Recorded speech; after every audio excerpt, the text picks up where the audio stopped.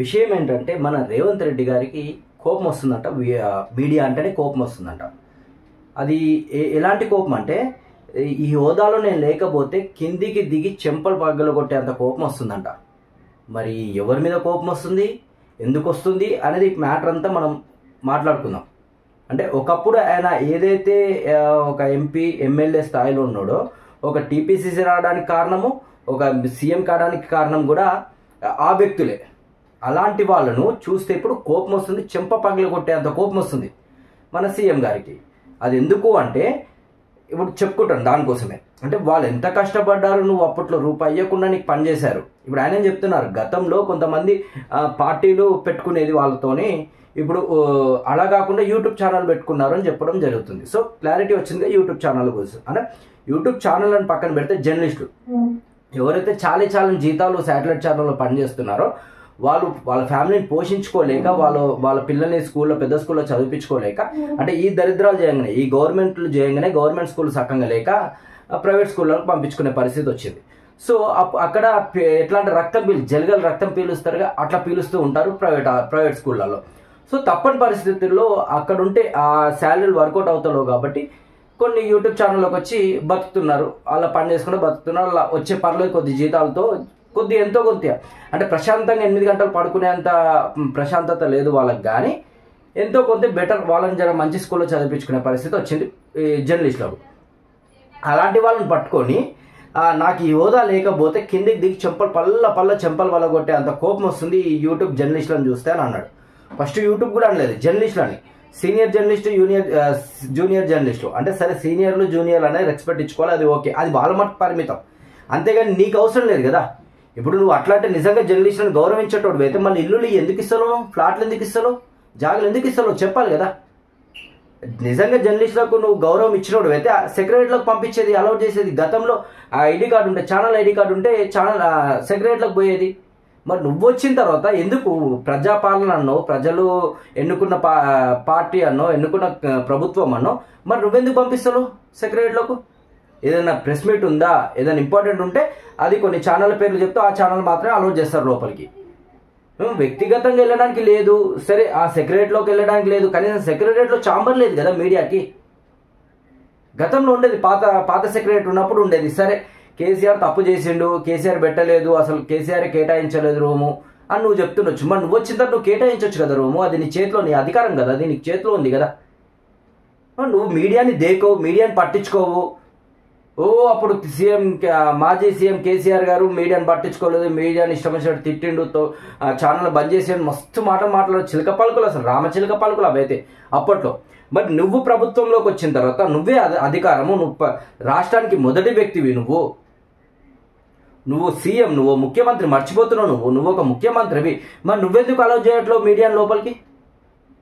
జర్నలిస్టులకు నువ్వు ఇల్లులు ఇవ్వవు, జర్నలిస్టులకు లోపల రానికి అనుమతే లేదు. మరి నువ్వు జర్నలిస్టులు నువ్వెలా గౌరవిస్తున్నావు? సరే జర్నలిస్టులు వాళ్ళు కొట్టుకొని సావని ఏమన్నా కానీ అది తర్వాత సంగతి.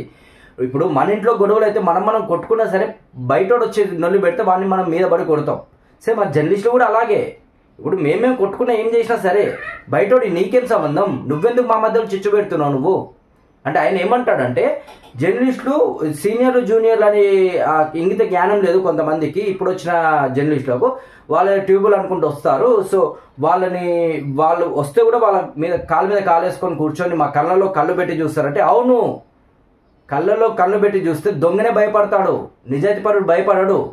నువ్వెందుకు భయపడుతున్నావు మరి అని ఏమంటాడంటే, ఆల్ ఓవర్ అసలు సీనియర్లు వస్తే రెస్పెక్ట్ లేకుండా, గతంలో అయితే సీనియర్లు రాగానే జూనియర్లు లేచి నమస్తే చెప్పిపోయి వెనకాల కూర్చునేది, చైర్లు లేకపోతే నిలబడైనా ఐటమ్ రాసుకునేది. కానీ ఇప్పుడున్న జర్నలిస్టులు మాత్రం అసలు కాళ్ళ మీద కాలు వేసుకొని మేము తప్పు చేసినాం, మా కళ్ళలో కళ్ళు పెట్టి చూస్తారు, కాళ్ళ మీదకి నుంచి కాలు కూడా తీయాలంటే, అవును తీయడు, నీకెందుకు నొప్పి, నా కాలు నా ఇష్టం, వాడి కాలు వాడి ఇష్టం, నీకేంది నొప్పి? నీకు రెస్పెక్ట్ ఇవ్వాలి అంటే నువ్వు రెస్పెక్ట్ గల పని చెయ్యి. నువ్వు సీఎం నువ్వు మంచి వ్యక్తివి, సీఎం తెలంగాణ స్టేట్, చిన్న వయసులో సీఎం అయినా మేము కూడా అభినందిస్తున్నాం మిమ్మల్ని. నువ్వు ఇంత అంటే ఒక చిన్న స్థాయి నుంచి, ఇక కింది స్థాయి నేను మాట్లాడలేను, చిన్న స్థాయి నుంచి నువ్వు ఈ స్థాయికి వచ్చినావు అంటే అది కాంగ్రెస్లో నిలబడుతున్నావు, టీపీసీసీ అయినావు, నువ్వు సీఎం అయినావు, నువ్వు కాంగ్రెస్లో అంటే నువ్వు చాలా కష్టపడ్డావు. నువ్వు ఇంకా బ్యాక్ ఎండ్ ఏం చేసావు మాకు తెలియదు, కానీ నువ్వు మొత్తానికి చాలా కష్టపడి నువ్వు పార్టీని నిలబెట్టావు, పార్టీ ఒకప్పుడు వైఎస్ఆర్ రాజశేఖర రెడ్డి పార్టీని అలా ఒక గాడిని నడిపాడంటే మళ్ళీ నువ్వే ఆ విషయంలో నేను ఒప్పుకుంటా.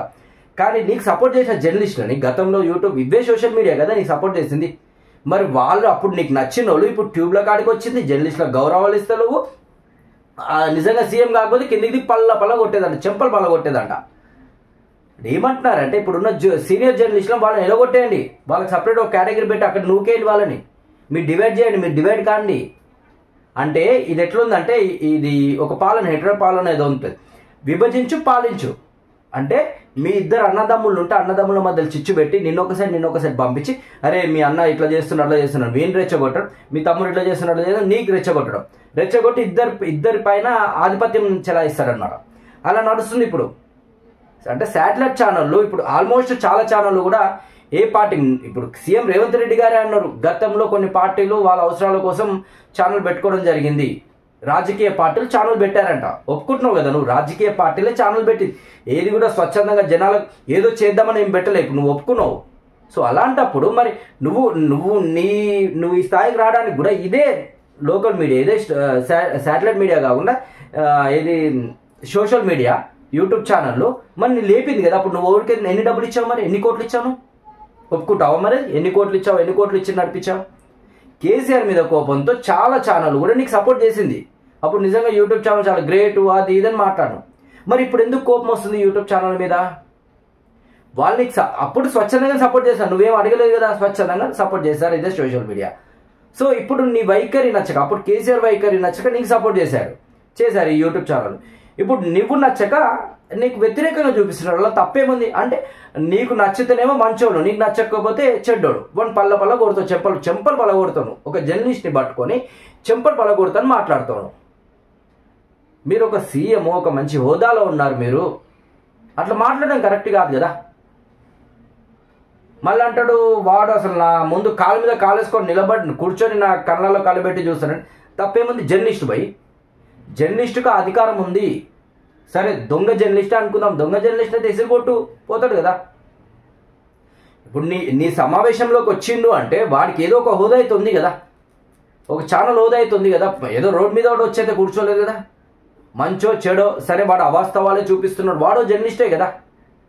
నువ్వు ఒక్కడు ఇద్దరు చేయంగా నువ్వు అందరిని జర్నలిస్టులను ఎలా అంటావు నువ్వు? మళ్ళీ అందులో కేటగిరీ పెట్టినావు బాగా, సీనియర్ జర్నలిస్ట్, జూనియర్ జర్నలిస్టు. చాలా మంది సీనియర్ జర్నలిస్టులు కూడా బయటకు వెళ్ళి ఇప్పుడు యూట్యూబ్ ఛానల్లో పనిచేస్తున్నారు. అంటే యూట్యూబ్ ఛానల్లో చేసిన వాళ్ళందరూ జూనియర్లా, పనికిమాల? నీ దృష్టిలో ఏంది అసలు? మీ దృష్టిలో అసలు మీరు ఏమనుకుంటున్నారు? సీఎం రేవంత్ రెడ్డి గారు వాళ్ళు ఏదో చేశారు, కొన్ని ఛానళ్ళు వాళ్ళ ఇష్టం చేస్తారు, వదిలేను. ఇప్పుడు గతంలో కూడా ఇదే మీడియా కొన్ని ఛానళ్ళు పాచి ముఖాలతో కళ్ళు తాగిన ముఖాలతో తాగిన ముఖాలతో వచ్చి టూరింగ్ ట్యాకెస్లో కూర్చున్న వాళ్ళని తీసుకొచ్చి ఐమాక్స్లో కూర్చోబెడితే ఎలా ఉంటారని కొన్ని కథనాలు ప్లే చేశారు. సో దానికి అప్పుడున్న సీఎంకి ఆగ్రహం వచ్చింది. అంటే తెలంగాణ ప్రజలు, తెలంగాణ ప్రజాప్రతినిధులు చదువుకోకపోతే వాళ్ళు జనాల ఆదరణ పొందలేరా? సో ఎక్కడో మూలకున్న వ్యక్తులను బయటకు వచ్చారు కదా రాజకీయంగా. అంటే మీ వర్గాలు మాత్రం బయటికి రావాలి, మీ చౌదరులు, నాయుడులు, రెడ్డిలు, రావులు వీళ్ళ బయటికి రావాలి, మిగతా కులాలు బయటికి రావద్దు. అగ్రవర్గాలు మాత్రమే జనాలను ఏలాలి, అంతే కదా, రాష్ట్రాలను ఏలాలి. మీ ఉద్దేశం అదే కదా. అంటే కింది స్థాయిలో వెళ్ళొద్దు. సో అదైనందుకే కదా గతంలో సీఎం తెలంగాణ మొదటి ముఖ్యమంత్రి కేసీఆర్ గారు కొన్ని ఛానళ్ళ మీద ఆంక్షలు పెట్టడం జరిగింది. మీరు చేసింది తప్పు, మీరు మాట్లాడింది తప్పు, మీరు ప్లే చేసింది తప్పు. ఒక తెలంగాణ వాదులను, తెలంగాణ మనుషులను, తెలంగాణ ఎమ్మెల్యేలను, తెలంగాణ మంత్రులను, తెలంగాణ ఎమ్మెల్సీ, తెలంగాణ ఎంపీలను, తెలంగాణ ప్రజాప్రతినిధులను కించపరిచేటట్టు మీరు మాట్లాడారు, 100% తప్పు అని ఇదే రవీంద్ర భారత్లో మాట్లాడడం జరిగింది కేసీఆర్ గారు. తప్పేముందల్లా? 100% కరెక్టే కదా అప్పుడు మాట్లాడింది. ఇట్లా అనే చెంపలు బలగొడతా, లేదు అంటే ఇంకోటి చేస్తా, లేదంటే ఈ జర్నలిస్టులను విడబోండి అని చెప్పలేదు. ఒక కుటుంబంగా ఉన్న జర్నలిస్టులని, అన్నదమ్ములను విడదీసే ఆలోచన అప్పుడు ఆయనకు రాలేదు. కానీ ఇప్పుడు మీరు క్రియేట్ చేస్తున్నారు. ఎందుకు అంటే ఇప్పుడున్న సోషల్ మీడియా మీకు సపోర్ట్ చేయట్లేరు. అప్పట్లో చేసిన ఇదే సోషల్ మీడియా సపోర్ట్ ఇప్పుడు ఎందుకు చేయట్లేరు అంటే మీ ఆత్మకు తెలుసు, మీ అంతరాత్మకు తెలుసు మీరు ఏం చేస్తున్నారు, ఎలాంటి పనులు చేస్తున్నారు అనేది. అంటే వాళ్ళని చూస్తే చెంపలు పగలగొట్టే అంత కోపం ఎందుకు వస్తుంది రేవంత్ రెడ్డి గారికి? సరే వాళ్ళు తప్పు చేశారు, వాళ్ళందరూ కాదు కదా, కొందరు. ఇప్పుడు మీరు జూనియర్లు సీనియర్లు అన్నారు, ఇప్పుడు చాలా యూట్యూబ్ ఛానల్లో సీనియర్లు ఉన్నారు కదా, అంటే వాళ్ళు కూడా ముందు వరుసలో కూర్చుంటే వాళ్ళ ముఖాలు కూడా వాళ్ళ చెంపలు కూడా పలగొడతారా మీరు? కొద్దిగా ఆలోచించి మాట్లాడాలి కదా. మనం కూడా మాట్లాడేది ఏదైతే, మీరు మంచి హోదాలో ఉన్నారు, మీరు ఆ హోదాలో ఉండి ఆ రకంగా మాట్లాడడం కరెక్ట్ కాదు కదా. గతంలో కేసీఆర్ ఏం చేశాడు, మీకు అద్భుతమైన కాలనీ కట్టిస్తాం, అద్భుతమైన ఇల్లులు ఇస్తాం, అది ఇది అన్నాడు. ఆయన హ్యాండ్ ఇచ్చిండు. వరంగల్ పోతే వరంగల్ మీటింగ్లో మాట్లాడాడు, హైదరాబాద్లో మాట్లాడతాడు, ఇంకో డిస్టిక్ పోతే ఇంకో డిస్టిక్ అదే మాట్లాడతారు. జర్నలిస్టులకు మంచి లైఫ్ ఇస్తాను, జర్నలిస్టులకు మంచి ఇల్లులు ఇస్తాము అని. తర్వాత అప్పుడున్న ఏది అపోజిషన్లో ఉన్న రేవంత్ రెడ్డి గారు కూడా అదే మాట్లాడారు. జర్నలిస్టుల గౌరవం లేదు, జర్నలిస్టులను పట్టించుకునే నాదులు లేడు, ఈ ప్రభుత్వంలో జర్నలిస్టులు అంటే కరేపాకలా తీసి పడేస్తున్నారు అని అన్నారు మీరే. మరి ఇప్పుడు ఏం జరిగింది? ఇప్పుడు కూడా అదే జరుగుతుంది కదా. గతంలో మేము ఇబ్బంది పడ్డాం, గత ప్రభుత్వంలో కేసీఆర్ ప్రభుత్వంలో కూడా జర్నలిస్టులు ఇబ్బంది పడ్డారు. సరే, లబ్ధి పొందే వాళ్ళు లబ్ధి పొందుతున్నారు, అప్పుడు లబ్ధి పొందారు, ఇప్పుడు లబ్ధి పొందుతున్నారు కూడా. వాళ్ళు బాగుపడ్డారు, వాళ్ళ ఇల్లులు బాగుపడ్డారు, వాళ్ళ ఫ్యామిలీలు బాగుపడ్డాయి, వాళ్ళ లైఫ్లన్నీ సెటిల్ అయిపోయినాయి. కానీ ఇదే జర్నలిజంని నమ్ముకొని, ఇదే మీడియాని నమ్ముకొని గత 10-20 ఏళ్ళ నుంచి పనిచేసే వాళ్ళు ఉన్నారు. మరి వాళ్ళ పరిస్థితి ఏంది? 10-15 ఏళ్ళ నుంచి 2008 నుంచి 2009 నుంచి పనిచేసిన వాళ్ళు ఉన్నారు. నేను అలా కోటకి సంబంధించిన 2009 నుంచి పనిచేస్తున్నాను, 8-9 నుంచి పనిచేస్తున్నాను జర్నలిజంలో, మీడియా ఛానల్లో. ఏం ఉపయోగం? ఇల్లులు ఇస్తాం, అది ఇస్తాం, ఇది ఇస్తాం అన్నారు. ఏమి ఇచ్చారు? ఎవరికి ఇచ్చారు? ప్లాట్లు ఇచ్చారు, ఎవరికి ఇచ్చారు? మీకు సంబంధించిన వ్యక్తులు, మీకు తొత్తులకు మాత్రమే మంచి రాజకీయాలు మంచిగా ఉంటాయి అన్నమాట. వాళ్ళకి సంబంధించిన పనులు పద్ధతులు మంచిగా ఉంటాయి. మిగతాకి కనబడడు. ఎందుకు మీకు సపోర్ట్ చేయరు? అంటే ప్రతి ఒక్క జర్నలిస్ట్ ఎవరు అధికారం ఉంటే వాళ్ళకే సపోర్ట్ చేయాలా? మీ ఉద్దేశం ఏంది? అంటే ట్యూబ్ ఛానల్ అయినా సరే మీకు మంచి అధికారం, మీకు గౌరవం ఇస్తే, అంటే గౌరవం కంపల్సరీ, ఒక సాటి వ్యక్తి గౌరవం ఇవ్వాలి. మీరు సీఎం ముఖ్యమంత్రి గారు, మీకు 100% గౌరవం అనేది ఇవ్వాలి. ప్రజాప్రతినిధులకు ఎవరైనా సరే గౌరవం ఇవ్వాలి. ఎందుకంటే ప్రజల చేత ఎన్నుకోబడ్డారు కాబట్టి, మీకు అంతమంది ప్రజల ఆదరణ పొందారు కాబట్టి మీకు గౌరవం ఇవ్వాలి. 100% నేను కూడా ఒప్పుకుంటాను. కానీ కాళ్ళ మీద కాలేసుకొని కూర్చుంటాడు, నేను తప్పు చేశాను, నా కళ్ళలో కళ్ళు పెట్టి చూస్తాడు, చెంపలు బాలు కొట్టాలి. ఎంత కోపం ఎందుకు వస్తుంది మీకు యూట్యూబ్ ఛానళ్ళ పైన, సోషల్ మీడియా మీద? మీకు కొన్ని ఛానల్ ఉండే కదా, సరే మీరు సపోర్ట్ చేసినారా, మీరు డబ్బులు ఇచ్చి చేయించినారా, అది పక్కనే పెడితే సరే, మీ గతంలో మీరు ప్రతిపక్షంలో ఉన్నప్పుడు కేసీఆర్ని పడగొట్టడానికి ఎన్ని ఛానళ్ళు మీకు స్వచ్ఛందంగా పనిచేశారు మీకే తెలుసు. ₹1 కూడా ఆశించకుండా అప్పుడు పనిచేశారు వాళ్ళు. సో అప్పుడు నచ్చిన ఇదే యూట్యూబ్ ఛానల్ ఇప్పుడు ఎందుకు చెడైంది? ఇప్పుడు ఎందుకు చెంపలు పగలగొడుతున్నారు?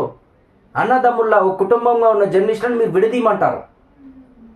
వాళ్ళని ఒక కేటగిరీ కింద పక్కన పడేయండి, ఆ యూట్యూబ్ ఛానల్ పక్కన పడేయండి, మీరు మాత్రమే కూర్చోండి. అంటే గౌరవం అనేది వీళ్ళిద్దరి మధ్యలో సంబంధించింది, మీకు సంబంధించింది కాదు.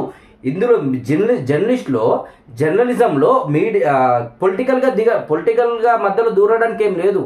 అది వాళ్ళ వ్యక్తిగతం, వాళ్ళకి సంబంధించింది. మీరెందుకు అంత ఇన్వాల్వ్ అవుతున్నారు?